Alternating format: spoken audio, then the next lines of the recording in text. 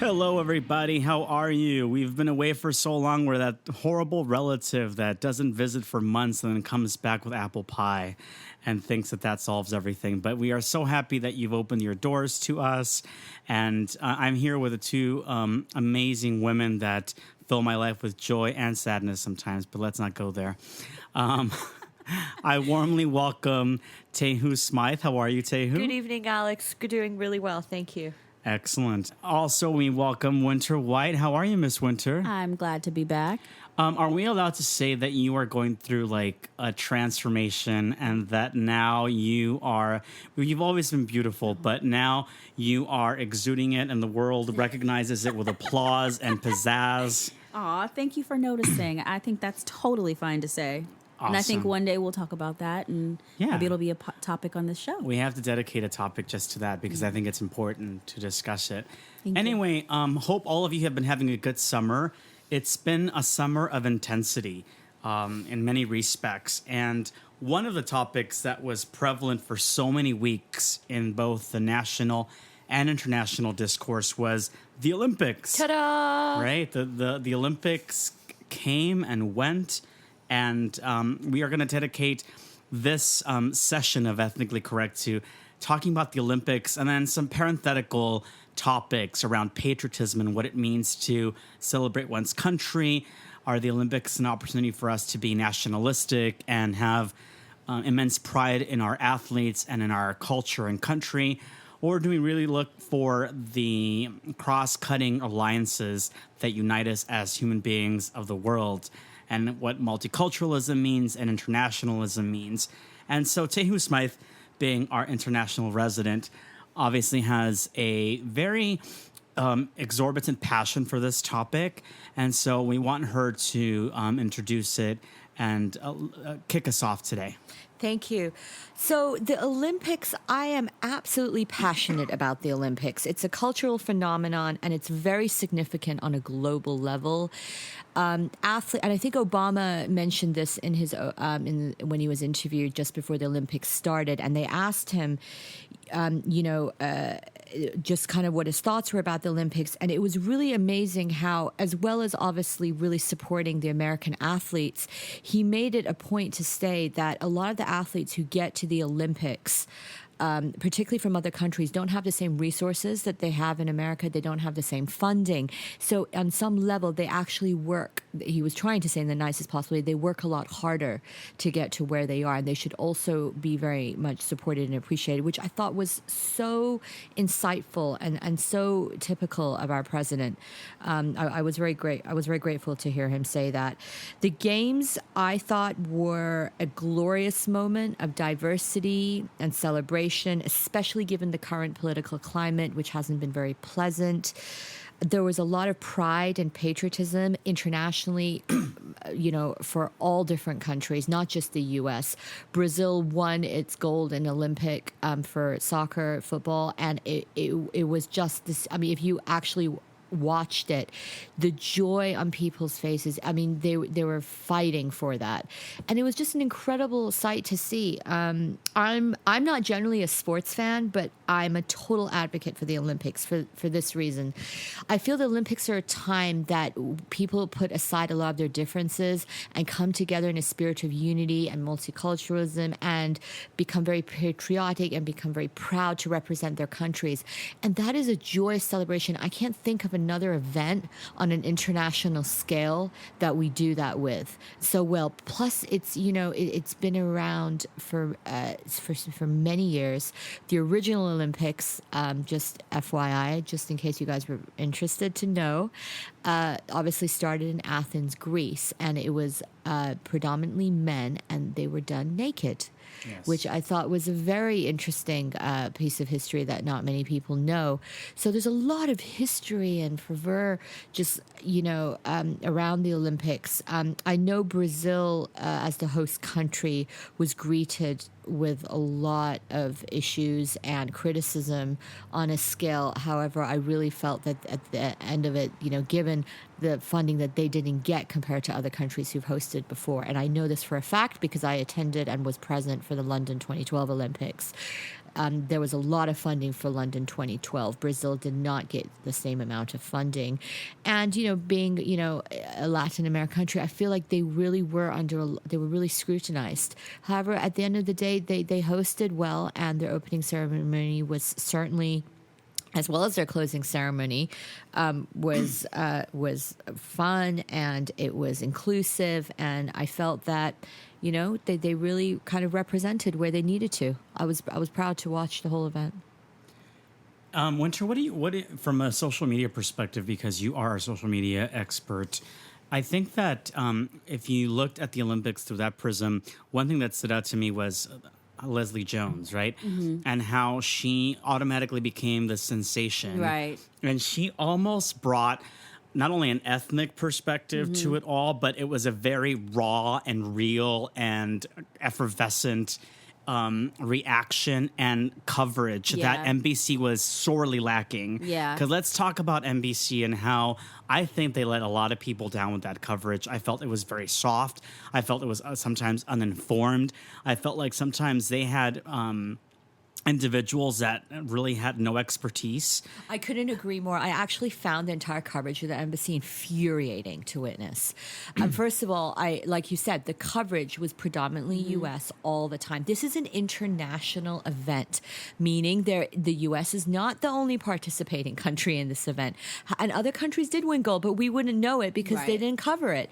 And I personally am a big fan of the equestrian sport, and I had to fumble around looking through online sources to be able to watch, both events, which England did very well and won gold once again. But I really had to go out of my way. And it's so interesting because having been in other countries when the Olympics have taken place, the coverage is fair. It covers all countries equally.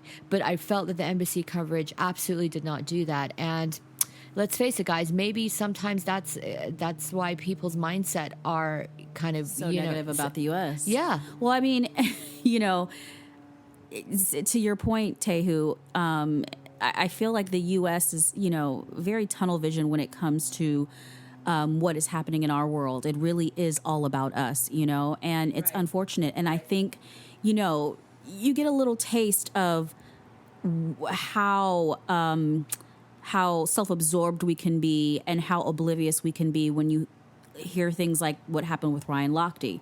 If people, that was a disaster. If you guys don't know, Ryan Lochte is a swimmer, and he went out with some buddies, and they proceeded to get drunk and go to a gas station, and they vandalized the gas station, and as opposed to taking responsibility and doing what they needed to do and pay for the damages, they pretty much said, hey, we were held up, we were extorted and robbed.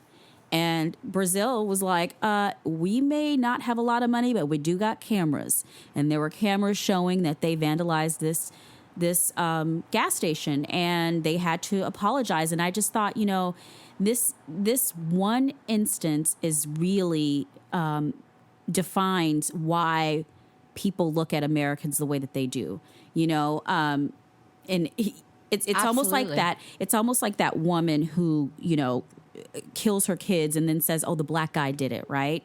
That's what Ryan Lochte did. He goes to Brazil, which in a lot of people's minds is a third world country. It may not really be, but in people's minds, that's what it represents. And he knows that he can say that about this country because, already people have their noses. It's so arrogant. It is so arrogant. It's so arrogant, so obnoxious, and it reflects very badly on the U.S., and I don't know. I really wish that, this America is great. Absolutely. A lot of opportunities here. Absolutely. But to then take it to that next level is so ignorant and so unnecessary.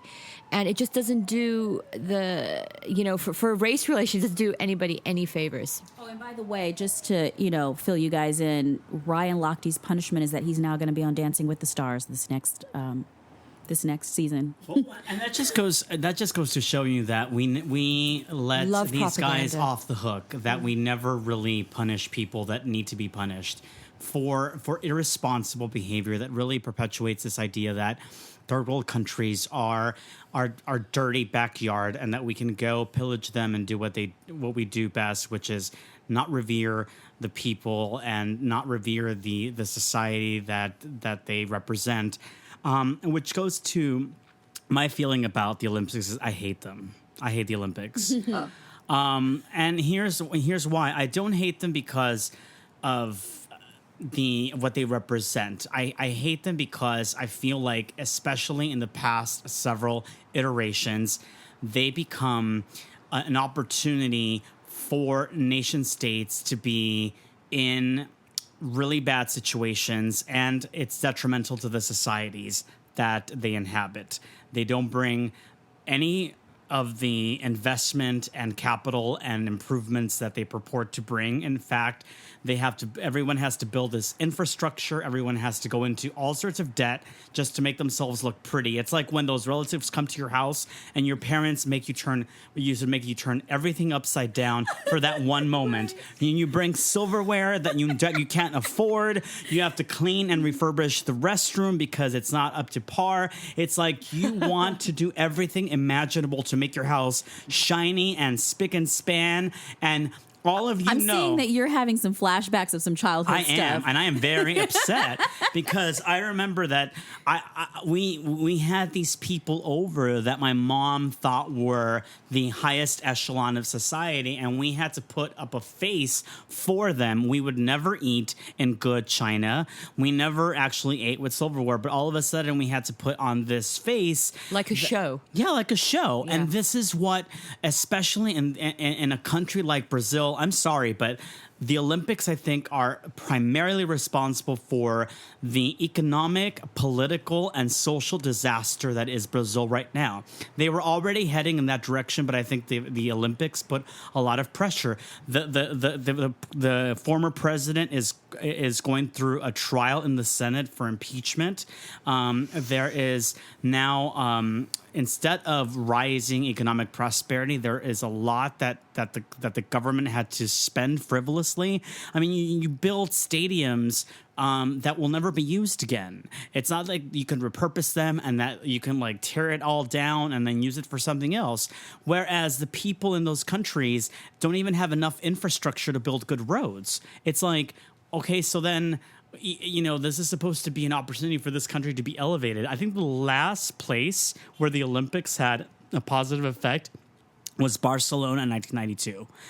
Ever since then, Atlanta with 1996 and every subsequent host city since then has actually suffered because of the Olympics. So there is something wrong in the model. There is something wrong in how it's done. And so I despise it. I despise it all. I feel like it's unnecessary.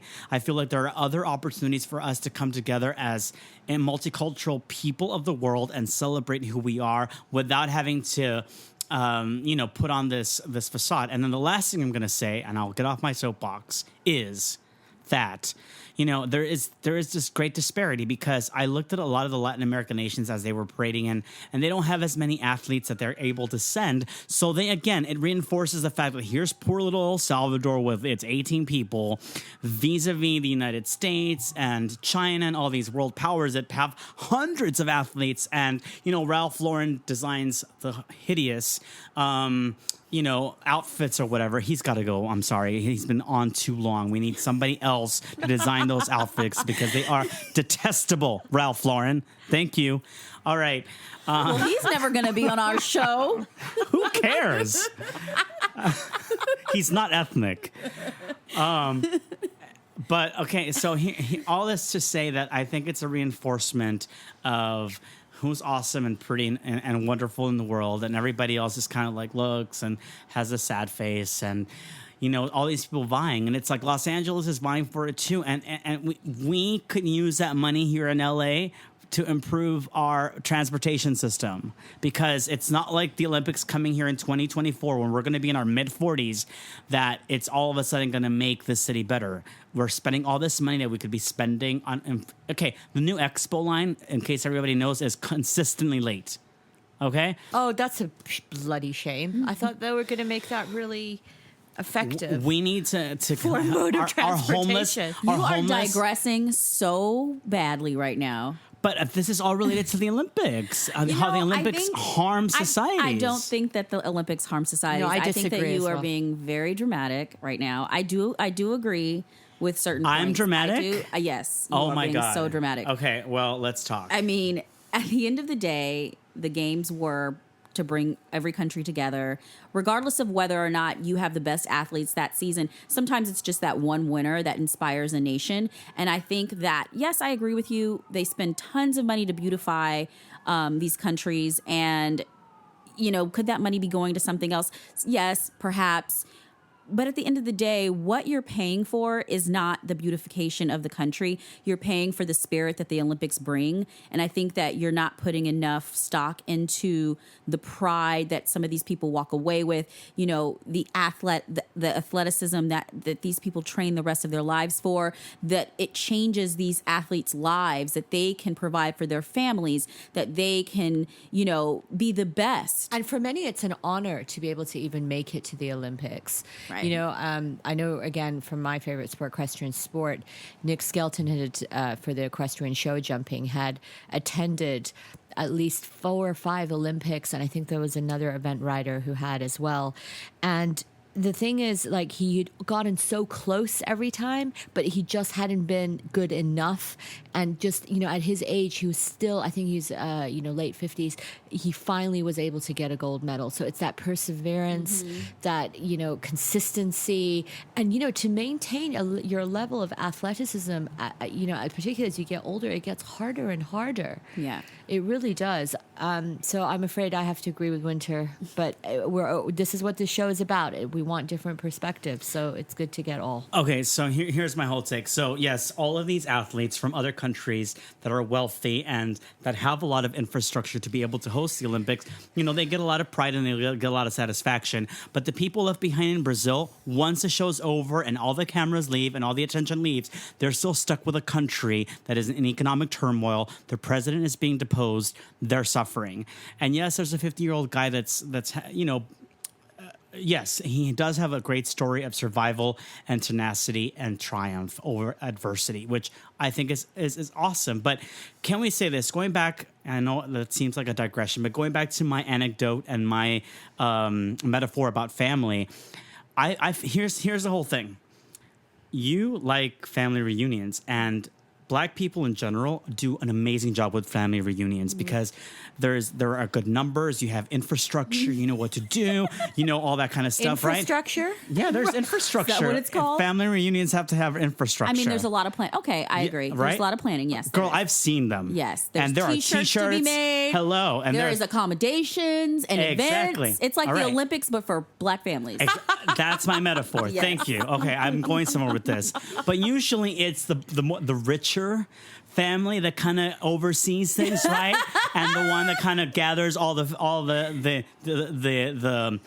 artifacts and the infrastructure and makes sure that everything runs smoothly and seamlessly. Can we just say that we should just let Canada host all the Olympics? Or a country that already that's neutral, that already has the infrastructure, that already has the roads, the stadiums, the good people, the politics. Justin Trudeau, an amazing prime minister. It's a country that is Anglo-Saxon, that understands the Olympic traditions, rooted in Athens, etc. Right? So all this to say. And has yes. space. And this has is a huge issue. Again, for London 2012, a little island hosted where you can go from northern England to southern England in 4.5 hours. Was a home to over close to 1 million people showed up in this tiny island, all in the east of London. Everything crumbled. The transportation crumbled. The healthcare system crumbled. Thank you. The police system. It was a little island. Are you getting on the other bandwagon now? What? No, I'm just saying that's the reality. Yes, I'm all for the Olympics. I'm a big fan, and it was an incredible honor, and it was a very exciting time for London, and I'm very glad I witnessed it. But a small country, somewhere like Canada that has more space just makes more sense. Well, why complicate it? Is that? I mean, all of these countries put in their bid, right? And they want to be chosen. And now we're going to Tokyo. That's Yes. going to be the next place. Another small island. Can we say cluster F? Yeah. Like, really? You already have 4 highways on top of each other. Where is the stadium going to be built? On the 5th highway? And what if there's an earthquake during the Olympics? What are people going to do? They're going to like crumble on each other. There are so many countries in the world. Haters. What are we hating? You guys are giving a lot of weight to these countries that step up to the plate that maybe shouldn't or don't prepare, but it's not the Olympics' fault that this happens. And I think that, is it planned to perfection? No. With any event of that size, you're going to have issues. What do you mean it's not the Olympics' fault? I mean, I don't think that it's the committee's fault. The committee. Yeah. Well, I think it's partly their fault because they go through this rigorous vetting process, and not like extreme vetting like Donald Trump, but I mean they go through a vetting process, and the country has to make a pitch. So it's like you're begging great grandma to be the one. But you have to give everyone a chance. You can't say, because you don't have every piece of infrastructure together, we're not going to give your country a chance to be seen. Well, they do give them a chance. But they shouldn't. They shouldn't. Everyone should have a chance. Everyone should have a chance. And so I see what you're saying, and that's a really good point. I agree. Everyone should have a chance. However, it does cause, absolute chaos for that 3.5-4 years of planning. Okay, Winter. Let me ask you this: if your cousin Benny wanted to host something in his little apartment where nobody could fit and nobody could park, people, I know some girls in your circle would be like, "Excuse me, why are we going to Benny's house? Why is it not at your house?" Exactly. Yes, of course. But you know what? At the end of the day, what it's about is being together. If we're, relating family and the Olympics, right? Because it's about the human race as a family coming together. Okay. It's about being together. And no, it's not going to be perfect. And no, we're not going to always eat on the good china. And yes, maybe the toilet might back up. But what the bigger point is about coming together as nations and being together and recognizing athleticism and people who are at the top of their game in something that they're passionate about. I think that far outweighs their whole lives. Their whole lives. I think that far outweighs the issues. And there's going to be issues on something with that magnitude. We're asking all the countries in the world to come together and compete. Okay, so if you had to host something at your house and you needed to spend $25,000 that you do not have for refurbishing and reorganizing, you are asking the wrong person because I do that all the time. You spent $25,000? No, I don't spend $25,000, but when I have an event, I always overspend. I never stay within my budget. I mean, that is just what happens a lot of times, unless you are just the perfect party planner, which they always give room in the budget to go over. It's just what happens when you plan an event. It's never going to be perfect. It's always going to have some little glitch or something that happens. Okay, but a little overage, a 10% overage is one thing. But we all know, I know, for example, couples that have spent $100,000 on their wedding to only be divorced a few months after, and then they end up in financial debt. But I bet they remember that night forever. But the question is... You do remember the night forever. The night forever. Sure. And I think we have really beaten this dead horse. And then you have remorse and psychological damage. We have beaten this dead horse, and I really want to get to this other topic because I think that it's important to talk about, and that is the topic of patriotism and what it means to be patriotic.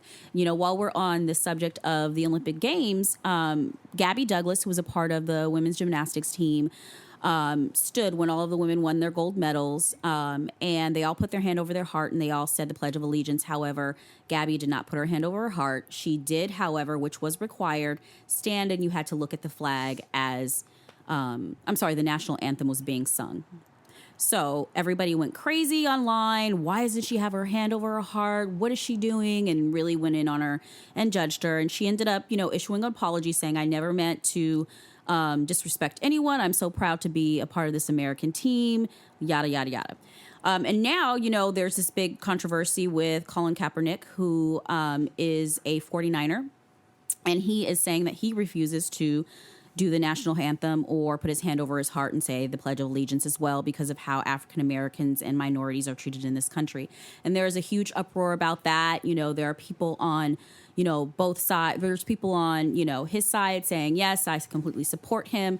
I get a lot of my my updates about how people feel from Facebook. And I have a very wide range of friends on Facebook, white, black, Asian, this and that. And so what I'm noticing on my Facebook, and I know my Facebook isn't the world, but this is what kind of gives me a glimpse into kind of opinion, is that a lot of ethnic people are behind him. I agree with him. I stand up for anybody who wants to stand up for those less fortunate. He doesn't have to do that. And then there are people on the other side who are like, well, you're making hundreds of millions of dollars from the American people. How dare you not, do the Pledge of Allegiance? And I wanted to talk about this because I feel like I am patriotic, by the way. I love my country. I will always stand if there is a national anthem to be sung, a Pledge of Allegiance to be said. There's a lot of hurt and pain in our past, but I believe of what America stands for. And I think it's a beautiful country. And I'm proud to be an American. So in that sense, I do not agree with taking that stand of not saying the Pledge of Allegiance. However, as an American, the reason why we are such an amazing country is because we are free to make that decision, to not stand, to say, you know what? It goes against my religious beliefs. It goes against what I stand for. And that is part of being American too. So therefore, because I'm American, I have to respect their wishes. And I just wanted to talk about and bring this topic up and ask you guys, what does patriotism mean to you? Is that important to you? So from my perspective, I feel like no other country in the world does patriotism as well as the U.S. The U.S. has a particular way of I think it's a style thing of just how they do how they sing their national anthem. I mean, it's very moving. I've been in a couple of events where there has been a lot of kind of patriotism, and the U.S. does this incredibly well. I feel like other countries are patriotic, but they don't have, and maybe it's because the U.S. is still a very new country and it doesn't have a huge history, so it's not as established as older countries. They don't seem to have that same allegiance that you have here in the U.S. because, the principles was that it was a country founded on freedom with, lots of opportunity, economic opportunity, lots of opportunity. So maybe that has something to do with it. I'm not patriotic. I think of myself as a global citizen. I have dual nationalities. I have Middle Eastern parents. I was born in the U.S. I've lived in different countries.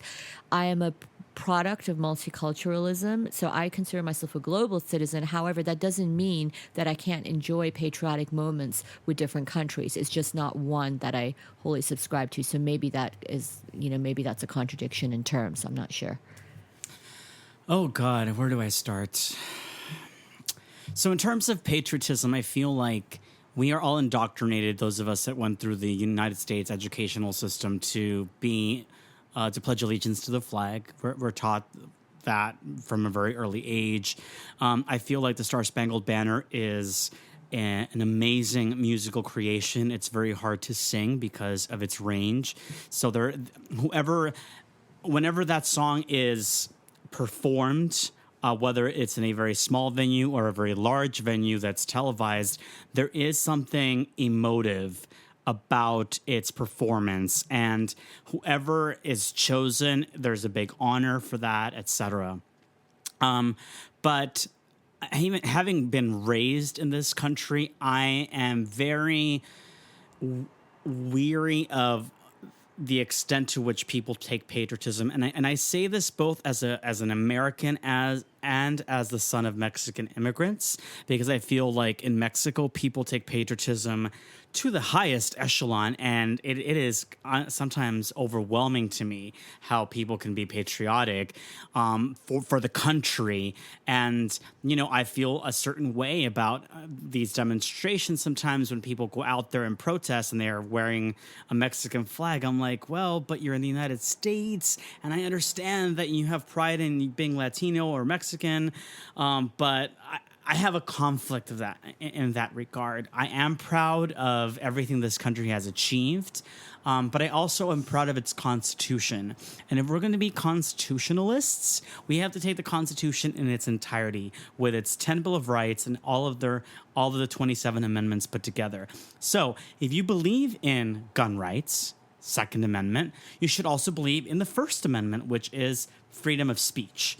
And evoking your thoughts about how this country has wronged a lot of its people is part of your inalienable right to freedom of speech. So I think they can exist side by side. You can be somebody that respects this country enough to, be a good citizen, be a contributor in society, but also say, you know what?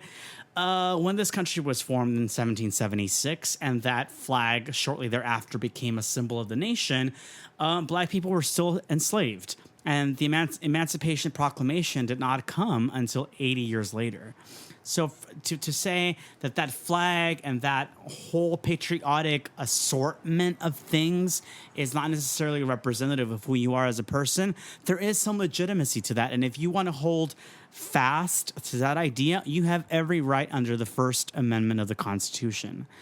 If you want to be patriotic and you want to understand what that means and pass it on from generation to generation, know that there are people for which that patriotism, that red, white, and blue, which up until this convention, the Republicans had really exploited. Basically, the Republicans had led everybody to believe that only they were patriotic. I feel like patriotism runs the gamut and that you can be patriotic in many ways. I feel like defending my neighborhood against crime and pollution. I feel like defending this city and the ocean waters and our water conservation and voting in every election. To me, that is patriotic. Do I always have to defend this country, sword and blood, and not be critical of some of the wrongs that we have committed in the world? That is also, I think, patriotic, because you have to be responsible for who you are as a nation. I feel Europeans have a really good balance of that. They can be hooligan patriotic at soccer games, but at the same time be very critical of their government. And, Brexit is one of those examples where the people were like, you know what, this is not working for us. And say we actually, in the name of patriotism and nationalism, we're going to opt out of this treatise. Yeah, that's a unique perspective of Brexit, actually. Yeah, and it was very similar to that. This is not working for us. This is not going to serve our country very well. It's gone on for too long, and we have to do something drastic, which is a shame. So what happens when you hear? So for you, like if you hear the Star Spangled Banner, what is your physical response? Do you partake? Because I didn't. Do you know the Star Spangled Banner? Yeah, I know a couple of lines of it. I don't know. You don't know the whole thing? No, I don't. And you're an American citizen? I am. Okay, we're gonna talk afterwards. We're taking your car, girl. No, but going back to your point, Alex. When I think of patriotism, I think of two types of patriotism. I think of that redneck. I've got a Ford or a Buick. See, I feel like that's unhealthy patriotism. That, right. But I wouldn't call it unhealthy. I'd call it a brand of patriotism. A brand of patriotism. Okay. And then, you have my brand of patriotism, which is, I don't think that it represents just the government and the ideals of the government, right? I think our government's gone through so many different changes throughout the years. I think that, for me, patriotism is the people in America. It is, like Alex said, it's my right to vote. It's all of the freedoms that I have, so it's how you choose to look at it. So, I have a difficult time when people say they won't stand for the national anthem or put their hand over their heart for the Pledge of Allegiance, because for me, you don't have to agree with all of the decision making of our government or like the way, minorities are treated in our nation, to still be proud of where you come from and to still have faith in it and to still be proud that this is the country that you live in and that you have your opportunities because you live here. I think that for me, that's bigger than taking a stand and being disrespectful, in my opinion, to the many people who have done great things in this country. Dr. Martin Luther King, Malcolm X, just the list goes on and on and on. JFK. I say that very loosely. I don't think so, but Yeah, there are so many great people, you know, Harriet Tubman, and my references are going to be black, so forgive me, but Rosa Parks and Coretta Scott King and Betty Shabbat, like all of these people that I feel represent America. And yes, they did not agree with the things that America stood for, but they were still American. So when I stand and I do the Pledge of Allegiance, I'm doing it for those people. Yeah, I think you're absolutely right, Winter. But here's the thing: that Pledge of Allegiance ends with freedom and justice for all. And I just think that some people feel like there isn't freedom and justice for all. And to end on a light note, I remember that when I was a little kid, my dad had picnics at Knott's Berry Farm. And I felt that I was very patriotic because I began to eat baked beans and hot dogs and hamburgers.